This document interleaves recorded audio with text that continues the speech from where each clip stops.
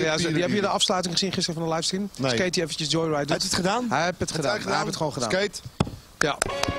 Boris, wrijf er Applaus maar hoor. even in. In ieder geval, ja.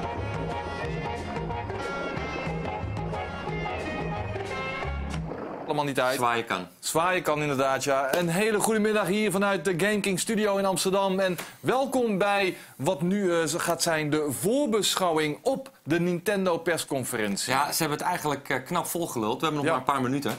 Maar gisteren hebben we er 4 gehad. Ik kan met zekerheid zeggen, dit is de persconferentie waar ik het meest naar uitkijk. En waarom is dat? Nou ja, omdat hier... kijk, bij een heleboel van die andere persconferenties... bij Sony heb ik zoiets van, ik hoop The Last Guardian. Was er niet. Er waren meerdere games waar we op hoopten, die waren er niet. Een heleboel andere vette games wel, dus we hebben niks te klagen. Maar de Nintendo persconferentie, ik weet gewoon, de nieuwe Zelda, die gaat er zijn. Ik bedoel, als die er niet is... Kijk, bij The Last Guardian hoopte ik het, maar ik hield de slag om de arm. Zelda gaat er zijn. Ja, dus dat alleen al. Het feit dat ik zo direct eindelijk ga zien hoe Zelda er op de Wii U uitziet. En wat het unieke gameplay element is. Want ze bedenken altijd iets nieuws voor Ben je een niet nieuwe bang Zelda. voor een trailertje? Nee. Ja, even kijken hoor. Star Fox natuurlijk. Star Fox, die is ook aangekondigd. Dat is iets waar ik blij mee ben. Want ik hoopte inderdaad op meer dan alleen Zelda en die Mario Maker die is gelekt. En we weten nog een aantal vette games, Bayonetta 2, X. Maar ik hoopte echt dat Nintendo met een paar hele vette eigen first-party games zou komen. En niet alleen maar één grote game, dus Zelda. En dan, weet je wat, van die spin-off Nintendo games. Ja, erbij. precies. Die heel cool kunnen zijn. Maar kijk, stiekem hoop ik natuurlijk ook nog iets van een Metroid te zien. Ik weet dat Retro bezig is met iets. Nadat Tropical Freeze al is uitgekomen. Maar zeggen we dat niet elk jaar weer? Metroid. Nou, gewoon de standaard grote namen. En dan komen ze toch gewoon 9 van de 10 keer niet. En dan eens in de zoveel jaar komen ze wel. Ja. En je denkt dan 1 jaar lang, 2 jaar lang, soms 3 jaar lang van... nou, nu moet hij toch wel komen. Maar en dan ik wil komt er hij 3. nog niet. Ik wil Oké. er 3. Kijk, Ja. en we hebben nu al Star Fox gekregen. Ja. Dat is heel vet. Zelda gaat er zijn. En het hoeft niet eens een van de allergrootste te zijn. Wat niet disrespectvol is naar bijvoorbeeld een F-Zero. Alhoewel ze net Mario Kart hebben uitgebracht. Ik denk niet dat er een F-Zero komt nu. Zeker niet nu Mario Kart ook wat F-Zero-achtige elementjes in zich heeft. Maar of iets van een nieuwe Mario of iets van een nieuwe Metroid erbij. En ik weet dat Nintendo die spreidt het. Maar wat ze ook al zeiden vanuit LA, daar ben ik het helemaal mee eens. De Wii U heeft hulp nodig. Er moet even wat... Dus doe niet die ene grote Nintendo game, in dit geval Zelda, om de persconferentie aan op te hangen. En Super Smash Bros. Natuurlijk, die mogen we ook niet vergeten. Ja, ik wou zeggen, de boost is natuurlijk enigszins ingezet met Mario Kart 8. Ja. Heeft ook weer gewoon voor Tropical een stijging... Freeze. Tropical Freeze inderdaad, Ook een ja. geweldige Het game. begon eigenlijk alleen maar Mario Kart heeft er meer voor gezorgd dat de verkoopcijfers weer gewoon behoorlijk gestegen zijn. Maar stel je even voor dat we ze alle 4 zien. Ja. Star Fox, Super Smash, Zelda en dan nog die ene vierde die we nog niet weten. En dan niet Mario Maker, wat vast heel vet gaat worden. Maar of een nieuwe Mario of een nieuwe Metroid erbij. Dan ben je als niet uitgever, maar gewoon als bedrijf dat ook een console maakt, de absolute spekkoper. Dan ben jij de baas van de E3. Als we dat spelletje gaan spelen, Ja. dan zijn ze de winnaar van de persconferenties. In mijn ogen wel. Ja. Dus ze zitten al op de goede weg met de 3 die we nu weten aan grote titels. Klap die 4 er gewoon kaart overheen. En ja... Maar dan moeten ze wel ook met een presentatie komen die prettig is om naar te kijken, die niet ongemakkelijk is. Dennis zei het al, ze gaan het toch weer proberen iets anders aan te pakken. Ja, dat weet ik niet.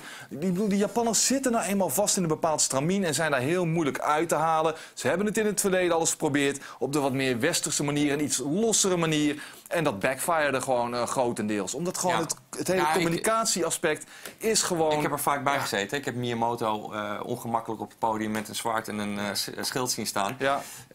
Dat doen of ze zien gewoon. dirigeren. Ook dat.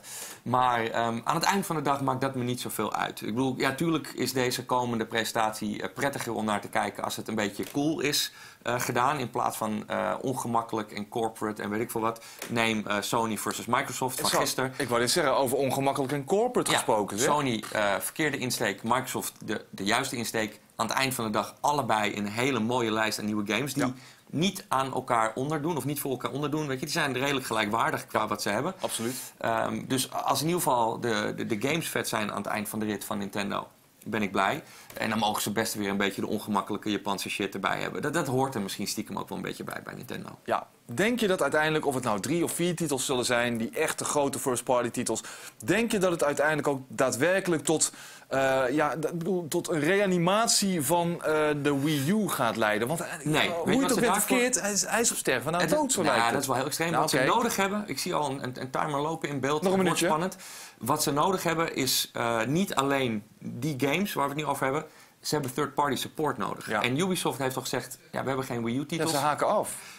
Er is echt iets nodig. Er moet een aantal van die... Want als je kijkt naar wat Sony en Microsoft hebben, die hebben niet meer games dan Nintendo aan exclusives. Maar die hebben die third-party support. En Nintendo mist die gewoon. En als ze die er nou bij krijgen, in welke vorm dan ook, ja, weet je, dan wordt het een ander verhaal. Ja, de presentatie zal ongeveer 3 kwartier à 50 minuten denk ik in beslag nemen. Ik ben benieuwd. Zoiets meestal. Nou ja, we hebben nog 20 seconden te gaan. Laten we alsjeblieft hopen dat in die 3 kwartier, of misschien wel langer, laten we hopen langer, dat er ook een aantal hele interessante third-party titels tussen zitten. Ik zit weer klaar met pen en papier. Ik ga snel ook pen en papier. We gaan erbij bijhouden en aan het eind hebben we het er weer over. Jazeker. De Nintendo persconferentie. Kom op met die Zelda. Geniet ervan. Peggy 16.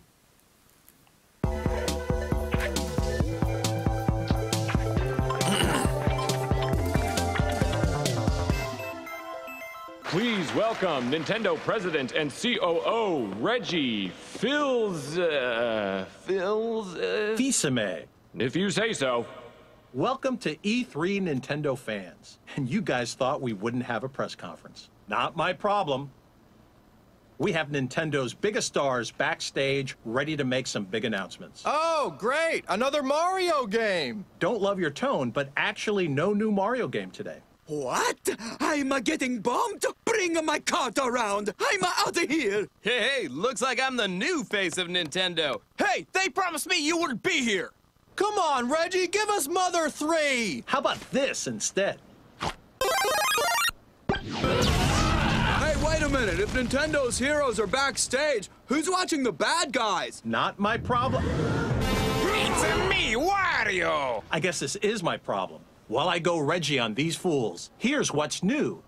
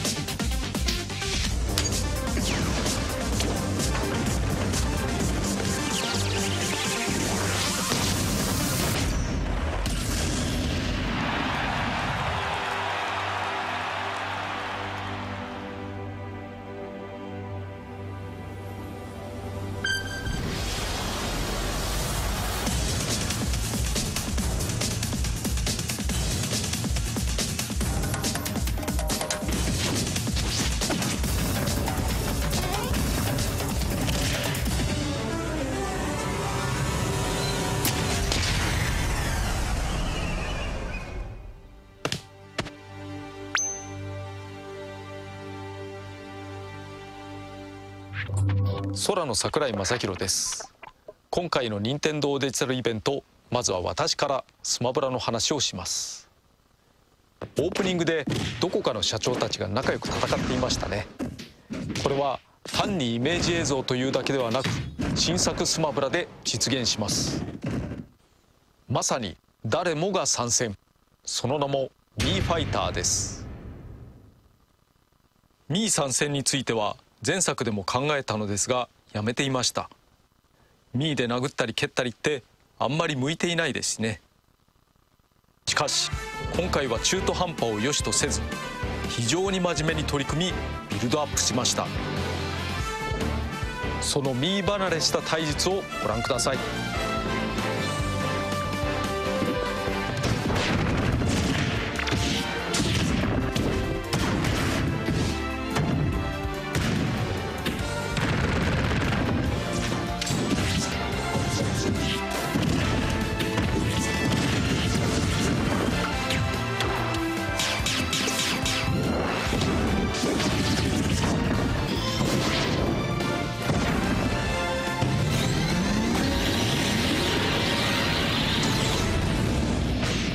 激戦のファイターたちに勝るとも劣らない戦いっぷりがわかると思います。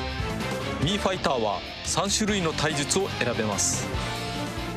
格闘タイプは都市空間のインファイター、素早く力も強いです。剣術タイプは手にした獲物を使いこなす剣士、クールに相手を追い詰めます。射撃タイプは謎のアームキャノンを装備、長射程でさまざまな射撃を楽しめます。格闘、剣術、射撃タイプはそれぞれ一人のファイターのようなものです。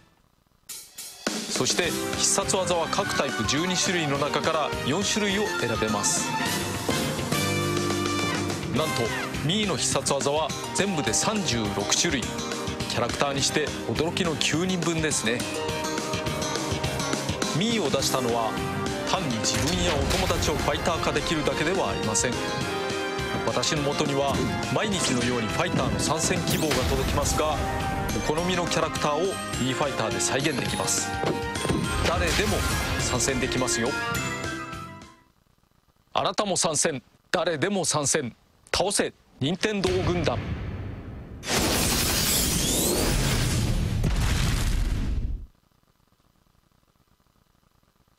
3DS 版の発売が迫っています。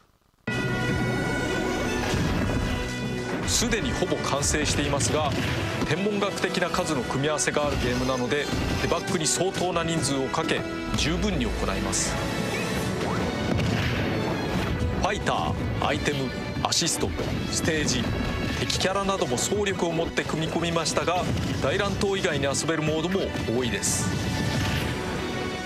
今回は説明を省きつつ 3DS 版におけるいろんなモードの一部をご覧いただきましょう。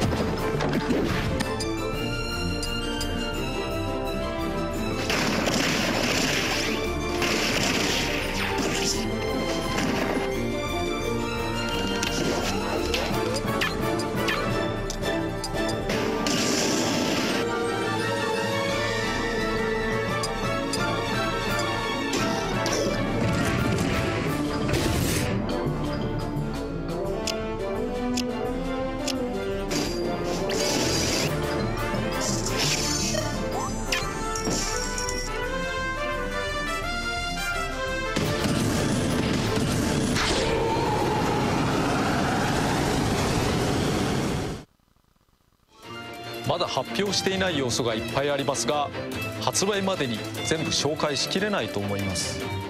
初の携帯基盤となる大乱闘スマッシュブラザーズ4任天堂 3DS、 ご期待ください。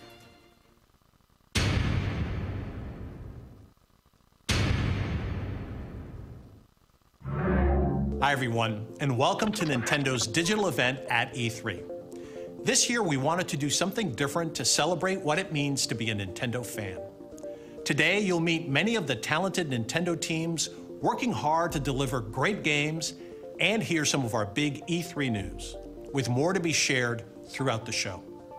While I've changed out of my Fireflower suit for now, Mario is still close to my heart. You may recognize this as what Mr. Iwata used earlier to defeat my Mii fighter in Super Smash Bros. Now, I'll say there's no way he beats me without resorting to a little magic.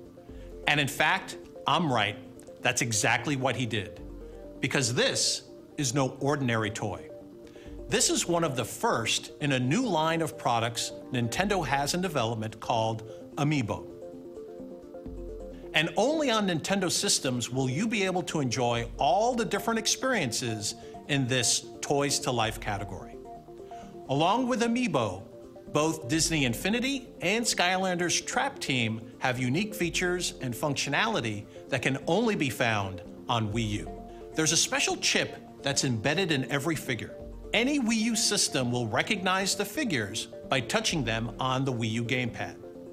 And when that happens, they spring to life in compatible games in cool new ways. When you touch Amiibo to the gamepad, the character's data is downloaded into the game you're playing. And it's also a two-way street. We can send information back to the figure. So in other words, your figure's data changes as you play, which opens the door for various new gameplay possibilities. For example, your own figure with its own unique stats and fighting style will not only appear, but also evolve as a fighter in Super Smash Bros. On Wii U. In fact, Super Smash Bros. For Wii U will indeed be the first game to support Amiibo. In other words, this holiday we're not only releasing the game you've been waiting for, but also Amiibo that literally gives you new ways to play.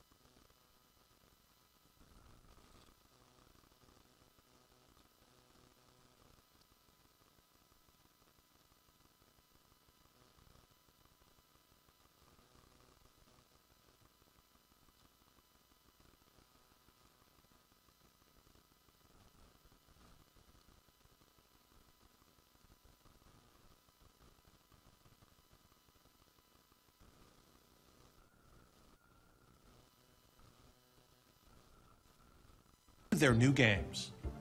Enjoy the rest of the show.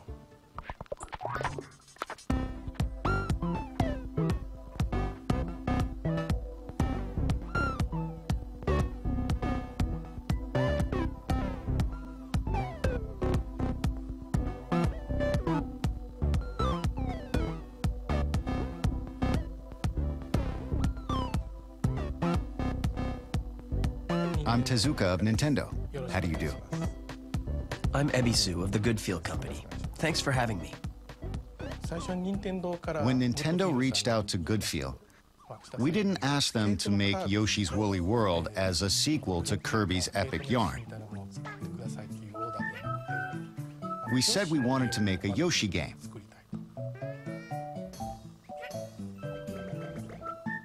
But we asked them to use the yarn and fabric as materials for creating new gameplay mechanics. To create a new kind of Yoshi game filled with those kinds of elements.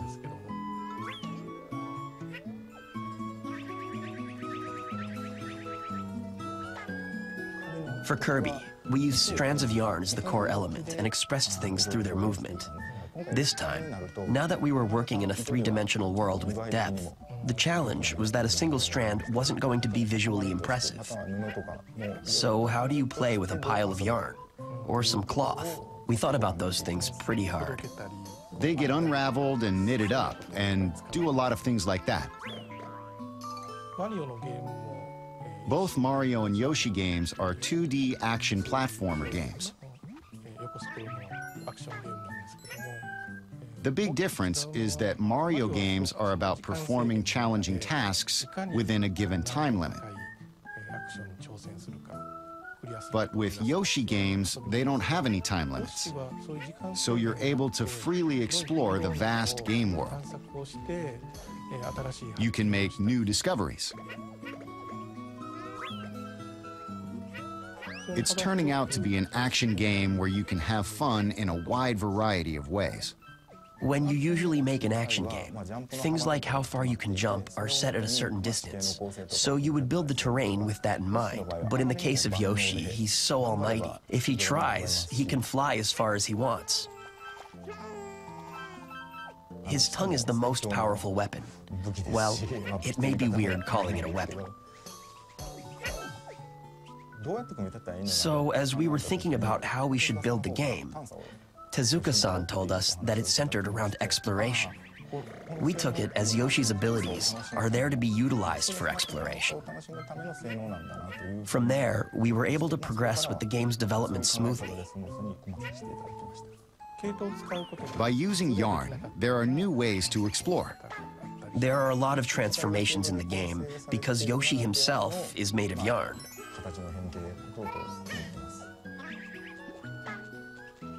So this time, we put in two-player mode. Two Yoshis appear, and that actually plays really well. Two people can play to help each other out. So in tough situations, if there are two players, they can both overcome it.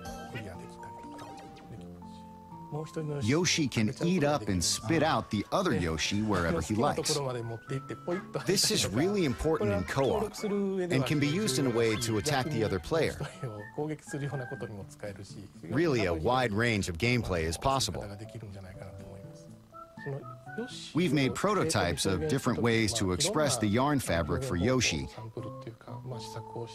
and we felt that the stuffed yarn Yoshi was particularly attractive. There was quite a phase of trial and error until we decided to go with the current form. Yeah, this time it's about a textured look. And we also wanted to give the world a handmade feel. But we then asked, what makes things look handmade? We tried making things of our own, hoping that it would help in reflecting the handmade feel to the game.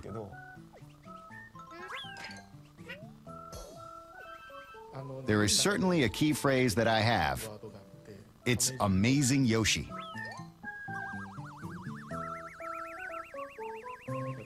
I always want to put in the element of surprise. And I want to make it a game that brings a smile to your face just by owning it.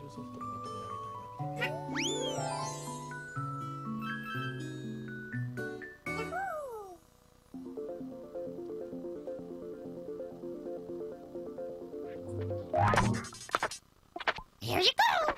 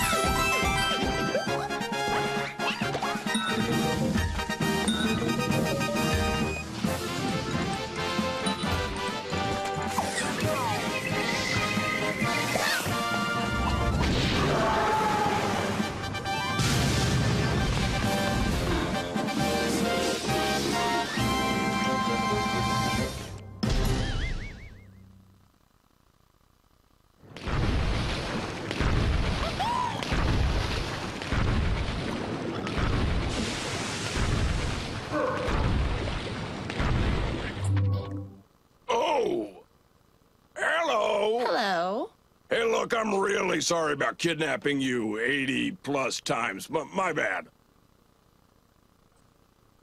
So is it cool if I have the last donut?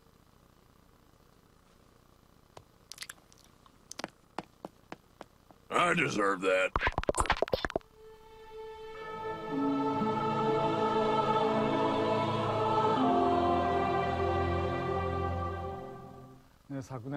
Last year, I said that revisiting the conventions of the Zelda series would be our theme for the new Zelda game for Wii U.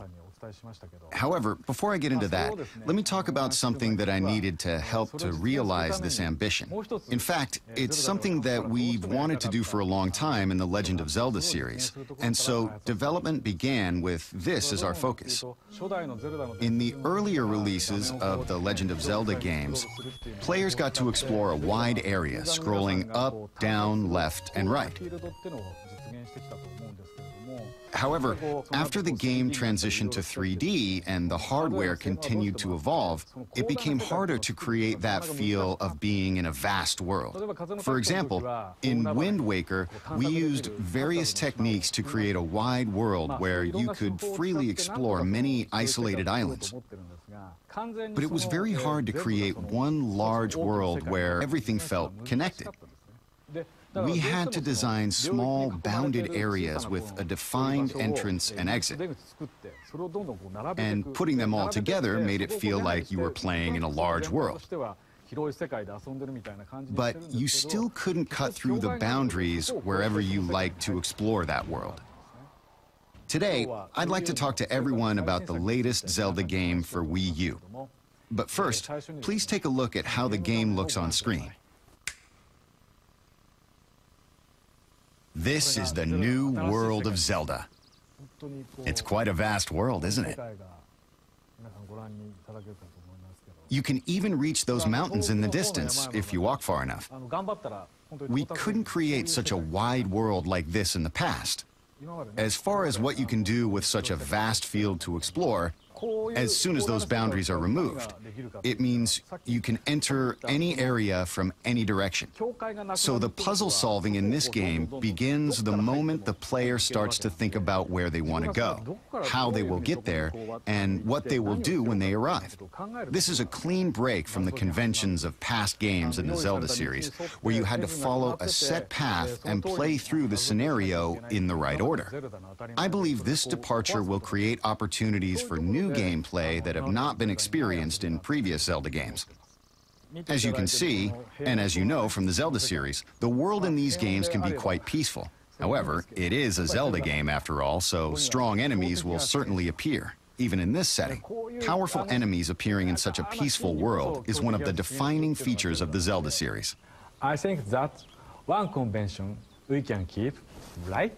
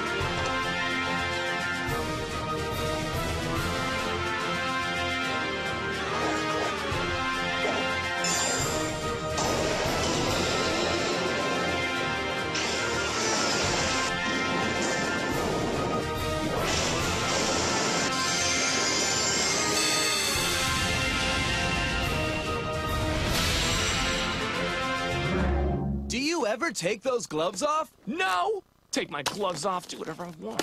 All right, here we go. Okay, now. Shut up! Dead witches get dragged to hell. It is what it is.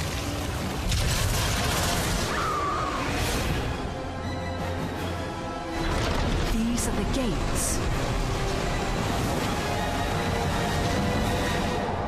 Whatever your friend did to get on the other side of these, let's just say she's not having a good day. Welcome to hell, love. I'm not one for pets who don't listen to their masters.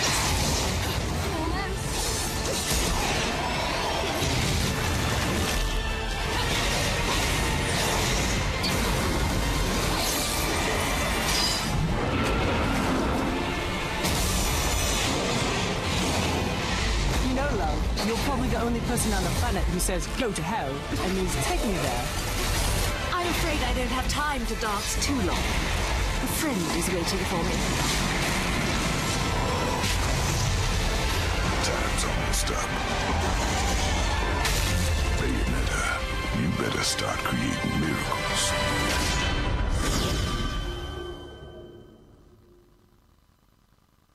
You can go another round, can't you?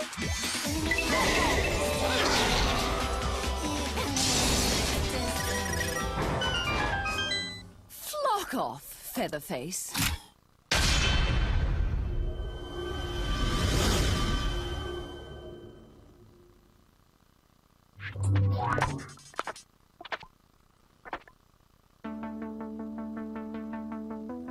I'm the general producer of Hyrule Warriors, Koinuma of Koei Tecmo. I'm the development producer of Hyrule Warriors, Hayashi of Koei Tecmo. I'm Anuma of Nintendo, supervisor. There are a lot of us in the Hyrule Warriors development team who grew up playing The Legend of Zelda.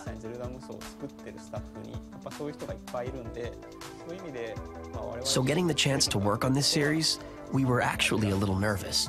But Anuma-san told us we could do whatever we like a number of times, and it became the action style that it is now.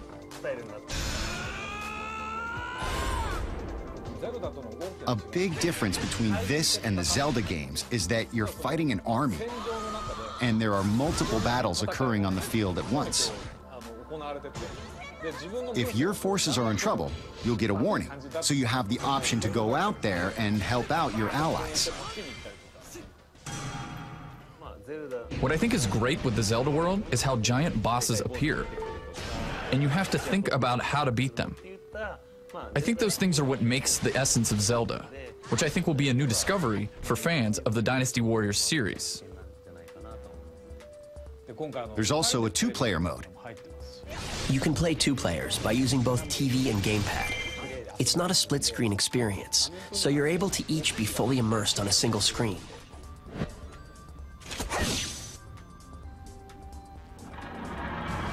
There are a lot of playable characters, but you know, since it's The Legend of Zelda, there are Link and Princess Zelda. Impa, who appears through the series, is playable as well. Also, Midna from Twilight Princess makes an appearance as a playable character.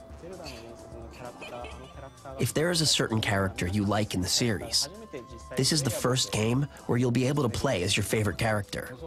There are a lot of playable characters in the Dynasty Warrior series. But man, the ideas they come up with for what kind of moves they give the characters are amazing. They really think of amazing things.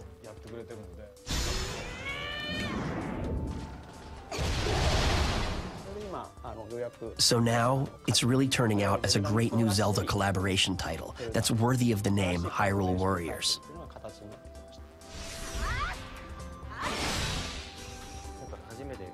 Since this collaboration was a first of its kind, we were able to make it a great game that's like a celebration of both franchises. I really hope you all look forward to it. As a collaborative title, it has both the essence of Zelda and the essence of Dynasty Warriors, as well as a lot of other essences they have all mixed in to form a brand new experience. It'll be great if both fans get interested in playing the other series. It'll make me really happy if they all have fun playing.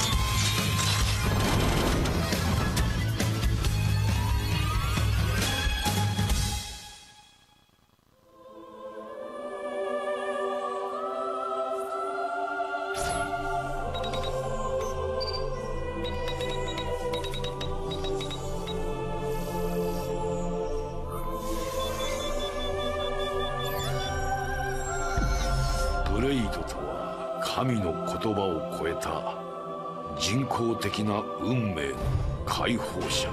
頭の文字を取ってブレイド。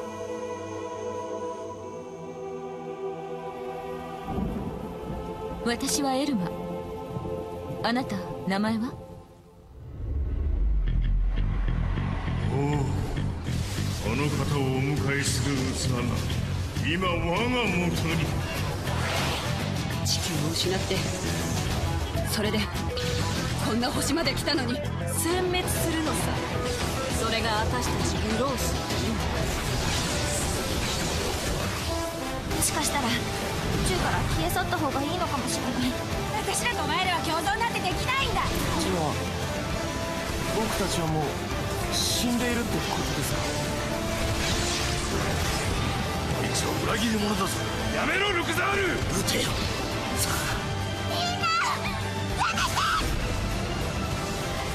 がん細胞は駆除する。それがグロウスの定め。あの悲劇もう繰り返させはしない。滅ぶべし地球人。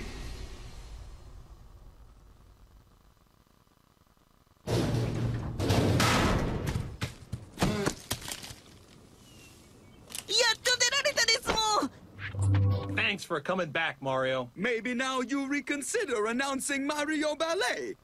What about Star Fox?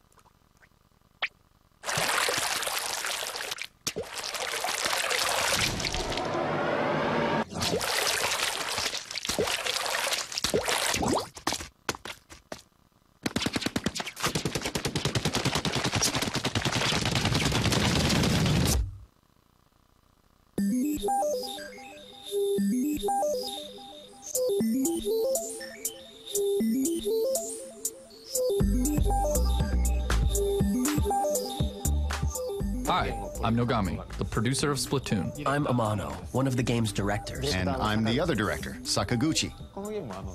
Splatoon is an 8-player, 4-on-4 online multiplayer action game. It's all about controlling territory. Teams battle to claim their turf by splattering the map with ink, and the team with the most territory, when time runs out, wins. Nogami-san actually came up with the squid idea. One day, out of the blue, he was like, hey, let's make them squids. Rather than designing the characters and then making a game around that, we instead came up with the game first, and then created characters we thought would work well with the gameplay. That's actually how Nintendo prefers to approach game design. One day when Sakaguchi-san and I were hanging out on our day off, he said, hey, what if you're able to switch between being a squid and a person? For example, say you can only shoot ink as a person, but as a squid, you're able to perform a wider range of actions. With that as our main concept, we thought about different ways to expand the gameplay, and the squid idea meshed perfectly. We thought of things like, what if you can swim really fast in your own ink as a squid? Or what if your feet get stuck when walking through enemy ink? Through this process, we kept expanding the game's features, which brought us to where we're at now, with players able to do things like ink and swim up walls and swim super fast through their own ink. As a person, your first priority is shooting ink to expand your territory. Once you've done that, you've got more turf to move through as a squid and make use of your squid abilities. When you're using the gamepad, you can quickly look up or tilt your gaze downward to aim. It's really natural and intuitive. I think these controls are a great use of the gamepad's gyro sensor. An overhead view of the entire map is also displayed on the gamepad, and you can check it to see what colors of ink are being splattered where in real time. This really lets you keep an eye on how the battle is unfolding. Normally with shooters, you only get moment-to-moment glimpses of the action. But because of the layering nature of splattering the ground with ink, you can tell by glancing at the map what other players are up to and where they're headed. I think that adds a new layer of strategy to a game like this. Spices it up a bit. The other neat use of the gamepad is making use of your allies' icons displayed on the map. If you tap one of these icons, you'll blast off from your location and land next to them ready to go. This is just one more mechanic that adds a nice twist to the strategy. Your enemies are shooting ink as well. With regular guns, you can't really see bullets flying by. But since this is ink, you'll be able to see it flying from around a corner, and you'll know, whoa, there's a bad guy over there. If you forge forward and ink a path, your allies will be able to use it to follow you, and you'll be able to get to your enemy's territory quicker. But on the other hand, they can just ink over that and ruin your strategy. In this way, splattering ink is both an offensive and a defensive tool. There are a lot of different ways to play depending on your style. Some people like to stay hidden in the ink for a long time and wait for the perfect chance to pop out. Other people just blaze ahead, inking a path to try to get as far as they can into enemy territory as fast as they can. There are a lot of different tactics you can employ, but no matter how you play, the ink you're shooting has an effect on everyone else. You'll never feel like you're playing alone or in a vacuum. It's pretty magical, really. Amano-san, you like to try and ambush people, right? Do I? Yeah, I guess so. I play it a bit safer and lay down a lot of ink and make it hard for enemies to advance into my team's territory. I like to stay at home and protect the base. Yeah, that's not my style at all. I'm just plain bad. Yeah, Nogami-san, you're really not very good.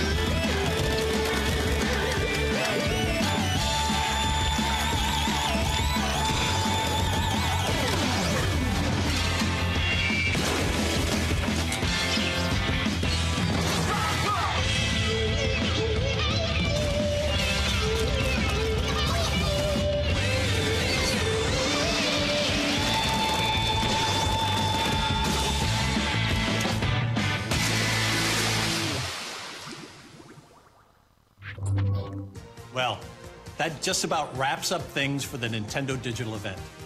But at the same time, it's just the beginning of your continuous contact with Nintendo at the show this year. First of all, right after we sign off, we invite you to stay tuned on Nintendo's Twitch channel for our post-show recap, Nintendo Minute Live at E3. There's even more game news we didn't have time to squeeze into this video. If you're in the LA area, we invite you to come on down to the Super Smash Bros. Invitational this afternoon. It's a one-of-a-kind tournament in the Nokia Theater at LA Live to see as much Super Smash Bros. Live action as you could ever want. You'll find more details at e3.nintendo.com/invitational. But Nintendo's experience at E3 is also spreading across the country, thanks to our partnership with Best Buy. You'll find more details at bestbuy.com/smashfest. And if you want to just follow along without ever leaving home, our coverage is going to be nonstop. We're going to be broadcasting Nintendo Treehouse live at E3 from the show floor directly on Nintendo's Twitch channel. If you care about games, want to see more of the action, and hear from many of the people who created those games, this is binge heaven. And yes, Mr. Miyamoto will be among the guests.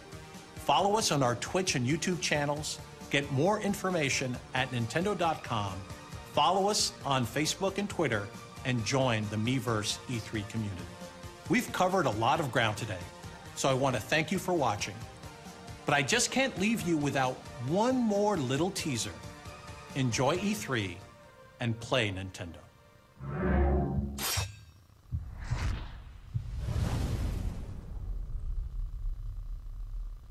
This fighter from Hyrule is quite impressive indeed. For a mere mortal.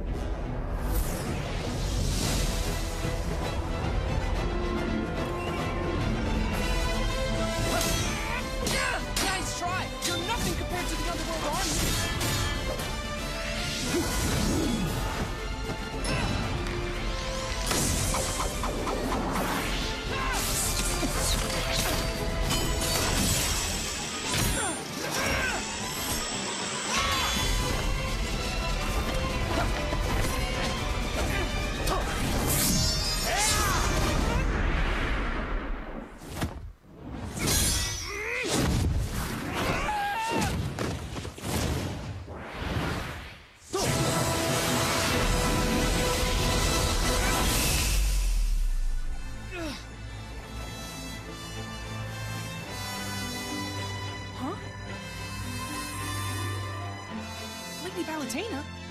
Oh, I'm not here to save you, Pit.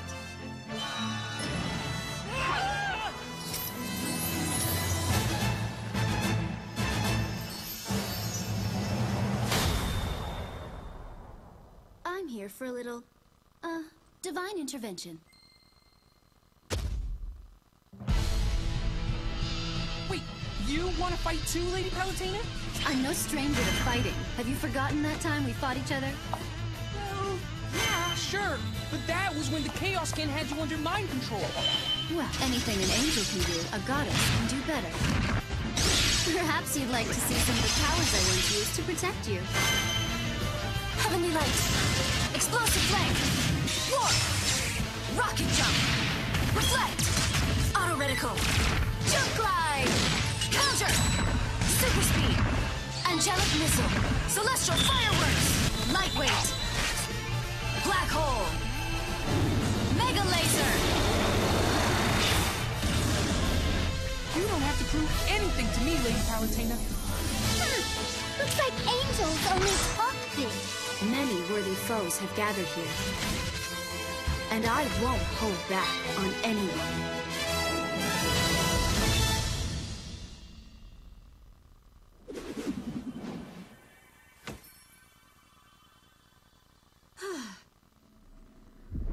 Dark Pit, you just dropped in to crash my party? Ah,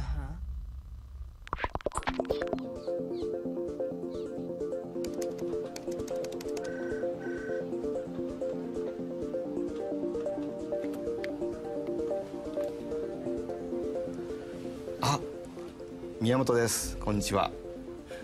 今ゲームパッドとテレビを使った新しいゲームをいっぱい作ってます。これはね、とても新しい体験のゲームがたくさんできたんですけども、今度 E3 でいくつかをお見せしたいと思います。ゲームパッドを使って遊んでると大きなテレビを見てる。そうすると遊んでる人以外にも周りで見てる人も楽しいんですね。でぜひとも周りで見てても楽しい新しい経験を E3 のフロアでも見ていってください。よろしく。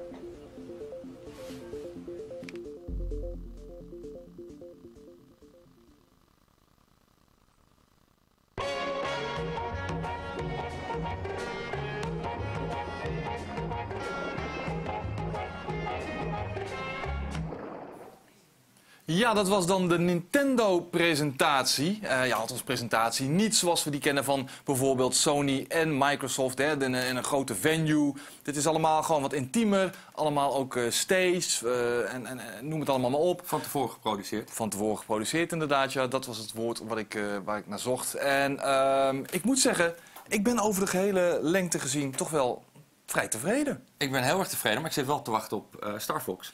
Ja. Maar we gaan vast niet meer terug. Hij is weg, Reggie.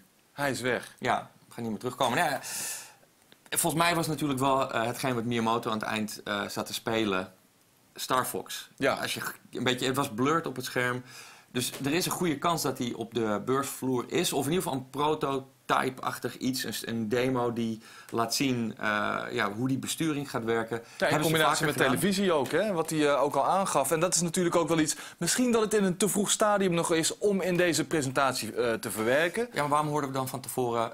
Star Fox is aangekondigd. Nou, dat er in ieder geval al een buzz gecreëerd kan worden. Ja, maar dan zit je wel met bepaalde verwachtingen naar zo'n persconferentie te kijken. Maar je weet, zo'n presentatie. Jij weet toch ook als geen ander hoe die Nintendo, hoe die Japanse mannen, hoe ingetogen ze zijn, hoe ze niet zichzelf op de borst slaan voor datgene wat ze allemaal wel niet gepresteerd hebben. Dat ligt niet in hun aard. En dus kan ik me voorstellen van, oké jongens, we zijn nog niet zo ver met Star Fox. Laten we het even rustig aan doen. Laten we gewoon hier en daar gewoon mensen een taste geven op de beursvloer. Ja. Maar het nog niet in de presentatie gooien en het wereldwijd verkondigen. Ja, we gaan het zien. Morgen zullen er vast de eerste berichten vanaf de Nintendo-stand komen. Dan weten we wat daar speelbaar is. Of daar ook iets van een Star Fox demo is. Dat hebben ze natuurlijk in het begin met de Wii U ook gedaan toen die was aangekondigd. Dat is een aantal prototype demo-achtige games die je kon spelen. Niet echte games, maar gewoon hele simpele demo's die een bepaald aspect van de besturing van de gamepad of zo belichten. En wellicht dat Star Fox in een dergelijke vorm daar aanwezig is. Maar inderdaad, wat je al zei, alles wat er wel is getoond. Een hele mooie lijst. Ja. En wat ik hier interessant aan vind, want dat zei ik al van tevoren, wat Nintendo natuurlijk eigenlijk nodig heeft om te overleven, dat is third-party support. Ja. En er waren hier wel wat collaborations. Maar het was alleen maar Nintendo. Ze hebben gewoon hun hele presentatie met een hele mooie lijst aan games helemaal zelf gevuld. Een uitzondering daar gelaten. Ja, Platinum Games met Bayonetta 2, waar ik ook nog een reactie van zag. Het grappige was, op een gegeven moment kwamen er 2 titels achter elkaar, waarbij iemand eerst zei van, nieuwe Zelda, nu krijgt Steven een bruin onderbroekje. En daarna kwam Bayonetta 2 en zei, nu is het Skater die een bruin onderbroekje krijgt. Ja. Dat klopte wel enigszins, ja. Ja, wat betreft Zelda, laten we daar dan over hebben. Want dat is natuurlijk de grote onthulling geweest van deze presentatie. Ja. Super Smash is ook een hele grote titel, gaat ook eerder komen. Maar die hadden we al gezien. Iedereen zat natuurlijk halsreikend uit te kijken naar de nieuwe Zelda. En er was ook al een keertje wat getoond van hoe groot zo'n Zelda-wereld zou kunnen zijn op de Wii U. En dat leek heel erg op wat we hier nu zagen. Maar dat was wel heel erg vet. Het zag er wel weer prachtig uit. En we hebben nu te maken met een Link. Hoe oud zal hij ongeveer zijn? Jaartje 18, zo? Whatever, en hij houdt van hobby's. Ik vond het interessant om te zien wat voor stijl ze hadden gebruikt. En het was een volwassen Link, maar wel cel-shaded stijl. Ja. Dus eigenlijk een kruising van de tech-demo van de Wii U. Alleen dan met Wind Waker-achtige graphics. Wel iets meer detail daarin. Iets fijner. Iets fijner dan veel meer Wind detail Waker. erin. Maar in ieder geval wel gewoon een volwassen Link. Dat zag er gewoon heel erg vet uit. Ja, dat belooft weer een gigantisch avontuur te worden. Je zag ook alweer een soort van een behoorlijk mechanische vijand. Ik weet niet of het mechanisch was, niet echt. Maar het oogde een beetje als een grotesk watermonster dat water kon springen. Maar wel met de vraag wanneer je dat allemaal gaat meemaken. 2015. Ja, maar dat is een lang jaar. Gaat dat Q1, Q2 zijn? Wordt het pas kerst 2015? Wanneer zijn in het verleden Zelda-games vaak uitgekomen? Was dat standaard in Q4? Volgens mij niet, hè? Nee, absoluut niet. Nee. Dat varieert heel erg. Laat we hopen dat het gewoon ergens in het voorjaar al gaat zijn. Ja, ik hoop het ook, want eigenlijk, omdat er natuurlijk een heleboel vette games zijn getoond, maar niet echt een nieuwe Mario, nog steeds geen nieuws van Metroid, of een F-Zero of iets dergelijks. Star Fox, ook geen details over. Het moet wel allemaal een beetje op een wat hoger tempo gaan komen. Ja. Want de andere games die zijn getoond waren vet. Bijvoorbeeld Yoshi's Woolly World. Ik vond dat echt heel tof. Kirby's Epic Yarn heb ik heel veel gespeeld. Wel met mijn kleine, want het was wel qua gameplay... Je kan niet dood in Kirby's Epic Yarn.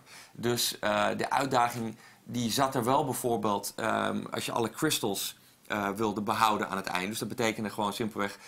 je kon het altijd halen, hoe vaak je ook geraakt werd... wilde je bepaalde dingen vrij spelen, mocht je niet geraakt worden. Ja. Want het was zo'n beetje zoals met Sonic, met de rings. Als je werd geraakt, raakte je al je crystals kwijt. Maar in ieder geval die Woolly World ziet er wel heel erg vet uit. En... Ja, waarbij de nadruk ook meer op exploration ligt inderdaad. Ja. Het zit toch een beetje midden tussen Yoshi's Story en Epic Yarn. Ja, en een beetje die skills die je ook kent van Yoshi uit Yoshi's Island. Weet je, dat richten zo met die X die je kan afschieten. Ja, het ziet er heel tof uit, dus dat is sowieso een hele grote titel. Super Smash zelf, met aan het eind nog de onthulling van een nieuwe speelbare character. Ja, Super Smash sowieso ook echt een hele grote titel. Dat wordt dus zekerheidje. De klapper voor kerst voor Nintendo dit jaar.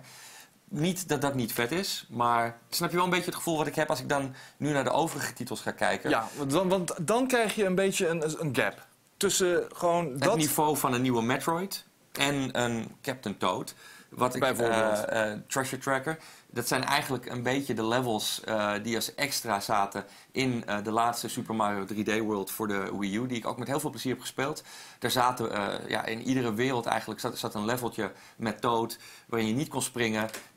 Zo'n wereld die je kon draaien en dan moest je doorheen lopen en alle stars uitvinden. Ja. Voor je verder gaat trouwens nog even. Heb jij vragen of opmerkingen? Laat ze dan even via Twitter droppen met hashtag GKE3. En dan mag jij nu weer lekker verder met je verhaaltje. Yes. Ja, dat zijn hele toffe levels, een tof gameconcept. Daar hebben ze nu veel meer van gemaakt. Hebben ze nog aangekleed, want ik zag gewoon heel veel nieuwe elementen die je niet in die bonuslevels hebt uit Super Mario 3D World. Maar dat is een mooie aanvulling op de grote avonturen.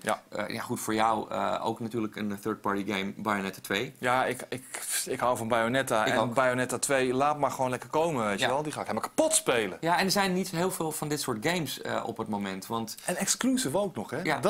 Dat vind ik nog het meest verbazingwekkend eigenlijk. Na al die tijd, er is niks ook op een gegeven moment duidelijk geworden van... Nou, Microsoft zou het eventueel later, of Sony in een later stadium. Nee, niks van dat. Gewoon puur en alleen exclusief voor de Wii U. Maar misschien gaan we nog meer van dat soort games vinden. Maar vooralsnog, Bayonetta 2 is een van de weinigen in zijn soort op het moment. Ja. Geen nieuwe Devil May Cry, geen nieuwe Ninja Gaiden. Die Devil's Third, zoals Dennis hem zo mooi noemde. Die heb ik ook eigenlijk nooit meer gezien. Nee. Dus ja, Bayonetta 2 is een mooie titel om te hebben. Dat zijn allemaal die Hyrule Warriors. Als je het toch hebt over... Nee, dat is een ander soort actie. Maar weet je, de Dynasty Warriors-achtige game... In die context vond ik het altijd wel cool, maar het was nooit helemaal mijn ding. Omdat je met dat soort ik heb ze wel veel gespeeld vroeger. Ondanks het feit dat de pop-up gigantisch was en het alleen maar hacken en slashen was tot je de dood bij neerviel. Ja, en de AI is natuurlijk altijd afgestemd op dat ze niet echt mogen aanvallen. In ieder geval niet allemaal tegelijk. Dus je krijgt een beetje van die zombies die om je heen staan en dan kan jij je mooie... Dat zal ook nu weer gebeuren. Ja, maar deze setting vind ik natuurlijk toffer dan een Samurai Warriors of Dynasty Warriors. Maar dat is ook niet... Weet je, dat zijn allemaal voor mij mooie aanvullende games op die hele grote namen. Die het zijn niet de titels die jou over de streep trekken om een Wii U aan te schaffen, mocht je hem niet hebben. Maar... Hij staat er al, dus ik ben blij met alles wat er is aangekondigd. Ja. Want, er staat eigenlijk niet echt iets bij waarvan ik dacht van dat spreekt me niet aan. Ik vond alles cool. Zelfs Splatoon. Vond ik grappig. Ik zag reacties op Twitter van what the fuck is dit? Zijn die guys on acid of LSD of wat dan ook? Ja. Maar ik had zoiets van, het ziet er gewoon fris uit. Het speelt zo te zien heel erg lekker. Ja. Het kent wat strategische elementen. Ja. Met het heel springen heel snel naar de andere kant, naar je teammaten. Dus ik denk dat dat wel een hele leuke toevoeging ook wel weer kan zijn. Ja, dat is wel een beetje het verhaal dan. Mario Maker. Ja. ook heel erg tof. Ja, ik bedoel, de blauwdruk van alle Mario platform games komt nu gewoon naar je toe. En jij kunt daar gewoon zelf mee klooien wat je wil. Ja. En fans van het eerste uur, maar ook de wat jongere fans. Want je zag gewoon verschillende characters en levels door de jaren heen. Ja, eigenlijk 2 games zag je erin terug. Super Mario Bros. 1 en New Super Mario Bros. Ja. En tussen die 2 stijlen kon je in ieder geval schakelen. Wie weet wat er nog meer in zit, maar dat was het enige wat je nu kon zien. Als je de hele evolutie van de Mario-platformers zou kunnen hercreëren, dan zou het wel echt gruwelijk zijn. Nou ja, user-generated content gaat natuurlijk hele mooie dingen opleveren wat dit betreft. Ja. En ja, dat heb ik altijd met Little Big Planet gehad. Dat heeft een heel ander soort physics systeem dan een normale platformer. Ja. Het voelt heel anders. Veel zweverig. Ja, en dat is leuk, maar het is wat anders dan een Mario-platformer. Ja. En dat je met Mario-stijl platformactie dit soort user-generated content gaat krijgen, dat vind ik heel interessant. Ja, anders ik wel. Even kijken naar het grote lijstje. Ja, dat is natuurlijk ook wel belangrijk om te noemen. Amiibo's. Ja. Dat is wel echt een... we wisten al dat dat near-field communication chipje in de gamepad zat. En dat je dan nu die characters gaat krijgen en speciale features alleen op de Wii U met de Disney characters en met Skylanders. Dat is heel slim, want die shit is razend populair. Ja, zeker weten. En hier en daar zag ik ook nog wel wat vragen van mensen op Twitter van... ja, wat heeft dat nou voor toegevoegde waarde? Als ik bijvoorbeeld Super Smash Bros. Melee wil gaan spelen... wat kan zo'n character dan toevoegen? Ja. Nou ja, in dit geval zag je natuurlijk dat hij hem erbij pakte. Hij ging eigenlijk van 1 tegen 1 naar 2 tegen 1. Maar misschien was dat voor de demo, dat moet allemaal nog blijken. Maar het concept vinden mensen gewoon heel erg tof. Dat je iets in het echt hebt wat je in je spel stopt. Ook als opslag voor je savegame van die character. Die kan je weer meenemen naar iemand anders. Ja, het is gewoon een populair concept. En dat... Zouden het characters zijn met bepaalde extra powers of skillsets die iets dat anders wel, ja, absoluut. Precies, dus dat is natuurlijk ook een toegevoegde waarde als je die poppetjes wil gebruiken. Ja, en even om het lijstje af te maken, de X, de grote JRPG voor de Wii U. Xenoblade. Ja, Xenoblade Chronicles X. Ja. Ellenlange in-game cinematics. Dat ken ik van de serie. Maar het zag er heel erg vet uit. Ja, en dan hebben we inderdaad bijna wel zo'n beetje alles gehad. Ja, Pokémon, maar dat was ook al bekend. De Omega Ruby en Alpha Sapphire. Dat is, dat kennen we inmiddels wel. Ja. Weet je wel. Laten we even kritische noot doen. Martijn van der Vlag. Sorry, maar dit is veel te positief. Er is geen enkele game waarvoor je nu een Wii U zou kopen. Maar ik zeg toch ook niet dat ik hem nu zou kopen?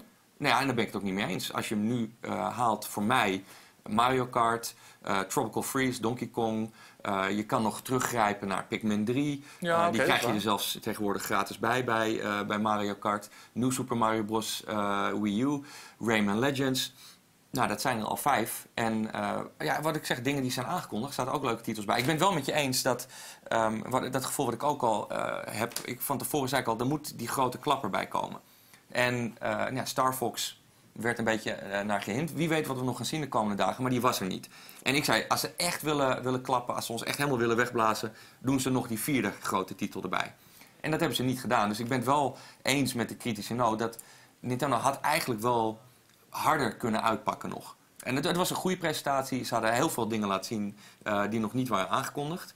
Leuke dingen, maar ja, die echte grote titels, daar had nog wat bij gemogen. Wat zei je nou trouwens over Devil's Third trouwens? Ja, ik zag het ook wel daar staan. Dat ik al een tijdje niks meer van Alpha heb gehoord. Ik zag dat iemand tweette dat die is aangekondigd als Wii U exclusive. Ja, nou dat is dan toch wel zeer interessant. Ja, maar daarom zeg ik al, we weten niet wat we nog allemaal gaan zien de komende dagen op de beurs. Let wel, we zijn nu nog allemaal gewoon alleen met die presentaties bezig. En we doen bijna alsof de E3 er niet toe doet. Alsof we alles al weten. Alsof we alles al weten, maar we hebben vanaf morgen hebben we gewoon dus 3 dagen te gaan nog. Woensdag, donderdag, vrijdag. En dan gaan we ook vanuit de mannen vanuit LA de nodige informatie krijgen. Wij gaan zelf natuurlijk ook het net afspeuren. Onze houding komt wel een beetje voort uit dat je mag ervan uitgaan dat een publisher wel laat zien wat ze in huis hebben. Ja. En het is niet alsof opeens op de Nintendo stand nog een Metroid staat die ze eventjes hebben bewaard voor op de beurs. Dat doen ze nou ook weer niet. Ja. Vasco, onze eigen Vasco, ja, die is toch een beetje... Ja, die is niet helemaal over de streep getrokken. Die zegt, zo zonde, nadat ik Mario Kart 8 heb gespeeld, had ik nog een kleine nudge nodig om een Wii U te halen. Dit was hem helaas niet. Ja, ik kan me daar ook wel iets bij voorstellen. Ja, maar wat ik zeg, er zijn echt een heleboel leuke games uit. En als ik nu ga kijken, Yoshi's Woolly World, Super Smash, die zitten er allemaal aan te komen. Bayonetta 2, Hyrule Warriors is voor mij geen system seller, of daar zou ik hem niet voor halen. Maar zeg dat er de komende maanden, in ieder geval tot aan kerst, nog zo'n 3 tot 4 hele leuke titels bijkomen. Nou, dan heb je 8 minimaal hele goede Wii U games die klaar liggen. Ja, ik vind dat... Wat is dat toch voor verwachtingspatroon dat mensen bij Nintendo hebben? Die verwachten gewoon in 1 jaar tijd een Metro, een Mario, een Zelda, weet je, noem het allemaal maar op. Al die first-party titels verwachten ze op 1 grote berg. En van hier heb je het en nu moet je een Nintendo aanschaffen. Maar zo werkt het toch er is 1 heel belangrijk punt. Als ik nu kijk naar de nieuwe consoles, ik richt me niet op multiplatform games. Ja. Want ik heb een goede PC staan en heel veel dingen worden nu niet eens genoemd tijdens persconferenties, maar dat zijn vaak ook gewoon PC-games. En ik kijk echt alleen maar naar de exclusives. En wat dat betreft biedt geen één partij meer dan de ander. Nee. Niemand heeft veel meer exclusives dan de ander. Maar ik kan me wel voorstellen, als je niet een hele goede PC hebt staan, je gaat niet 3 consoles halen, je haalt er eentje, dan heb je bij Sony exclusives en third-party support. Bij Microsoft heb je exclusives en third-party support. En bij Nintendo heb je de exclusives en niet echt third-party support. Als je de vette Far Cry ziet, je ziet de vette Assassin's Creed, je ziet dit, dat. Ja. Bij Sony en Microsoft weet je dat je het meekrijgt.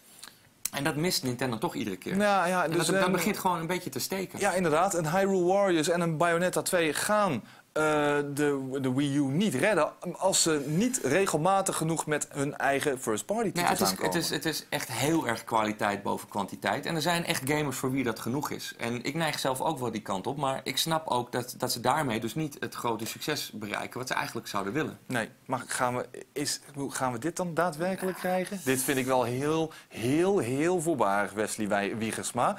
RIP, rest in peace, Nintendo. Weet je, het is misschien niet wat je wil horen. Het is niet hoe je wilt blijven bestaan. Maar voor mij, en ik weet dat er velen met mij zijn, als Nintendo een nieuwe console uitbrengt en in 5, 6 jaar komt er alleen 1 keer een Mario, 1 keer een Metroid, 1 keer een Zelda op uit, dan haal ik hem al. En dat is voor mij genoeg. En dat is niet wat ik wil. En dan heb ik wel iedere generatie weer jammer dat er niet meer gebeurt.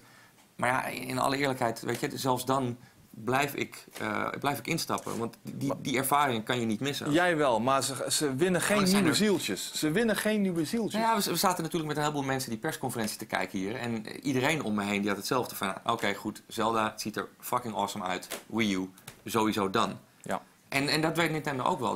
Dat is een system seller. Ja, dat is inderdaad zo. En in navolging daarvan pakken we even de tweet van Paul, de Bounty Basher 99. Nou, niet zo negatief, mensen. Het was een goede presentatie. Zelda was episch. Bayonetta, Smash Brothers, allemaal tof. Weet je, het mes snijdt aan 2 kanten. Maar het was een goede presentatie.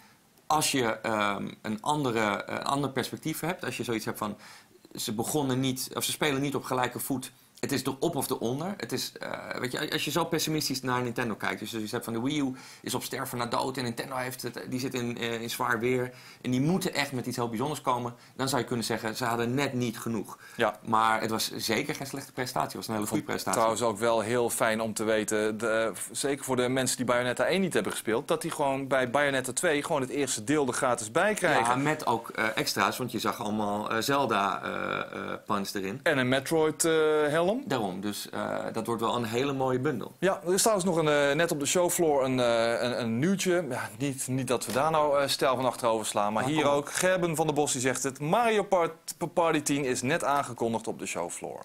Nou. Maar dat is toch vreemd dat ze dan net een presentatie hebben. En waarom zit dat er dan ook niet even bij? Omdat het Japanners zijn, Steven. Omdat die gewoon een beetje... Die zijn geen tolk. Ik wil niet zeggen dat ze... Dan ga ik het een keer tegen ze vertellen. Ik ga het uitleggen. Doe dat, maar ik wil niet zeggen dat ze backwards zijn of denken of zo. Maar nee, hallo. Anders. Ze denken anders. Ja, maar het is die bescheidenheid. Het is van... Dat zei Boris ook al. Ja. Wees niet zo bescheiden. Ik bedoel, als je het hebt, laat het zien. Ja, precies. En misschien moeten ze maar eens inderdaad... Ja, Microsoft is wat vriendelijker naar zowel Nintendo als Sony. Nee, maar ze moeten niet onvriendelijk worden. Dat staat ze niet. Nee, ik zeg niet onvriendelijk, maar ze moeten misschien toch eens even... spelen. Misschien moeten ze af en toe even het handje vast gaan houden van de mensen van Microsoft en Sony. Ja. Ik weet het niet. Wat kunnen ze doen om gewoon weer als volwaardig aangezien te worden? Nou ja, ik zeg niet dat ze nu niet volwaardig zijn, maar bij mensen die toch gewoon hun reserveringen, hun bedenkingen hebben ten opzichte van Nintendo, hoe kunnen ze die alsnog weer gewoon aan zich binden? Dat is gewoon de grote vraag. Ja. Hey, ik heb een tweet openstaan, Martijn Plasmans, met alle respect, maar waarom nog meer 2D-platformers naar de Wii U? Yoshi, Kirby, ik wil grote vette knallers, à la Star Fox, Zelda, etc. En dat is inderdaad wel een ding. Kijk, ik hou erg van die stijl. Ik ben blij dat het behouden blijft op de Wii U. En niet alleen als indie game of downloadable games. Gewoon, weet je, normale producties, net zoals een Rayman Legends. Maar dat is wel een beetje het ding. Kijk, we hadden een Bayonetta, dat zag er vet uit. Het is heel erg tof dat ze met Zelda niet ook die kant op zijn gegaan. Hadden ze ook kaart kunnen doen, weet je. De Four Swords-achtige game, maar het is gewoon full-on, weet je, mature, episch, groots. Maar dan moeten we inderdaad meer van dat soort games. Ik heb ook zo'n Mario-game nodig. Ja, zeker. Ik wil even een afbeelding erbij halen hier. Dit is Miyamoto zo te zien. Ja. Op de beursvloer is het volgens mij. En ja, dit is toch echt een afbeelding, zo lijkt het, van Star Fox Wii U.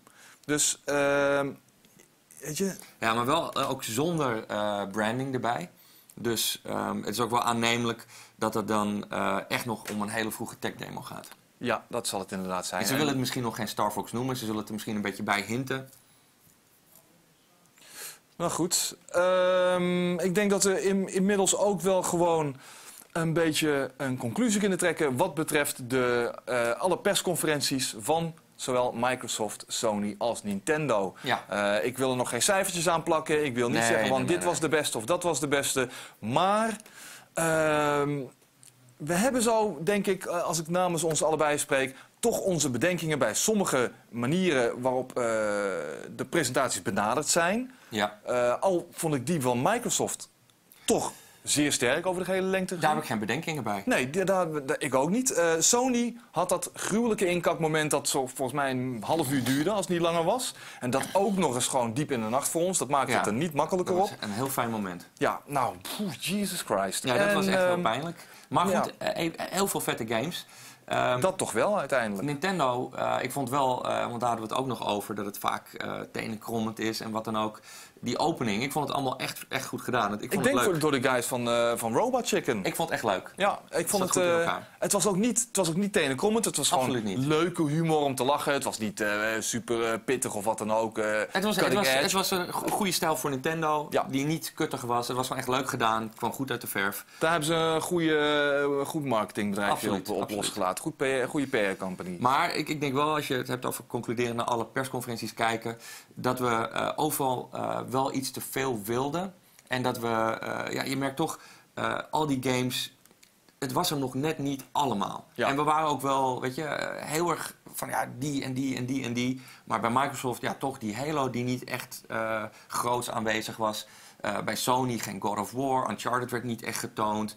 Ja, nu bij Nintendo geen Metroid, geen Star Fox, terwijl die was aangekondigd. Geen Mario. Het komt natuurlijk omdat vorig jaar lag de nadruk zo geen op Last Guardian. Geen Last Guardian. Het was een boel niet. Nee, maar omdat vorig jaar de nadruk zo op de hardware lag, denk ik dat het in al die maanden hebben we gewoon een soort van opmaat gekregen naar deze E3, waarbij we zoiets hadden van wauw, en nu gaat het echt allemaal om de software, wat het ook absoluut grotendeels ging. Maar helaas, je kan niet altijd alle titels maar gewoon in zo'n week proppen die je het liefst zou willen zien. En trouwens, even breaking news. Ja, komt u maar. Ja, Doom 4. Aangekondigd. Ja, dat is toch ook wel even de moeite van het vermelden waard. Ja, nou, ik denk inderdaad, de komende 3 dagen gaan we nog heel veel horen. En wat je nu ook wel een beetje merkte in bepaalde tweets, dat is natuurlijk keihard zo. Die beurs van ons in Europa, in Keulen, die is ook wel gewoon redelijk belangrijk geworden. Er gaan nogal wat, guerrilla waar... Daarom, over 2 maandjes, daar wordt gewoon wel het een en ander voor bewaard, weet je. Quantum Break. Europa speelt wat dat betreft heel erg mee en is qua nieuwswaarde wel over de Tokyo Game Show heen gegaan. En een heleboel van die partijen bewaren inderdaad nog een paar leuke extra's. Die Quantum Break, nieuwe guerrilla IP, noem het maar op. daar gaan we nog heel veel van zien in augustus. Zouden we een paar titels die we zojuist genoemd hebben, waar we stiekem op hoopten? Ja, dat zou zomaar kunnen. Los van The Last Guardian. Ja, die laat ik nu los. Die gaan we echt niet op de Gamescom zien, weet je wel? Je weet het niet. Maar nee, die gaan we niet op de Gamescom zien. Ik ga er niet meer op hopen. Nee, dat gaat niet gebeuren. Nee. Okay. Ik wou zeggen, als ik die daar wel ga zien, dan helemaal niks. Wat zou je doen? Nee, dan ga ik helemaal niks doen. Hè? Eventueel, gewoon hypothetisch gesproken. Dan ga ik de volledige Joyride-versie doen. Ja? Oké. Zoiets. Ja. In ieder geval, verrot nou toch eens een eind op, man. Jezus Christus. Oké. Wat zegt ze allemaal? Hij staat ook al meteen weer op. Klaar? Ja, nee, iemand heeft het laatste stuk van vanochtend op YouTube gezet. Waarvoor dank, hè. Helemaal te gek, weet je wel. Ja. Maar ik denk dat we hiermee deze presentatie kunnen gaan afronden. Yes. Wat hebben we de komende dagen voor je in petto? Nog volop good stuff vanaf de E3 natuurlijk. De mannen komen natuurlijk ook weer met Good Morning LA. En wij hebben natuurlijk ook weer LA Today. Wij doen iedere dag LA Today. En daar gaan wij onder andere worstelen met The Wall. Ja. Want we hebben een eerste opzet gemaakt vandaag. Maar daar moet nog heel veel aan gebeuren. Die moeten we fine-tunen. We krijgen een heleboel input, onder andere van jullie. En Blood Corps moet erbij. Ja, Bloodporn. Bloodporn. Ja, dat gaan we ook allemaal regelen. Ja. Dus, en nog een paar andere titels, hoor. Ja, en er al het nieuws bijhouden. Want er gaat gewoon nog echt wel het nodige van de beurs afkomen. Oh, zeker weten. En dat houden we dus allemaal voor je in check. En dat gaan we hier de komende dagen allemaal op een presenteerblaadje aanreiken. Dit was het voor nu. Ik zou zeggen, nog een hele fijne avond en tot morgen.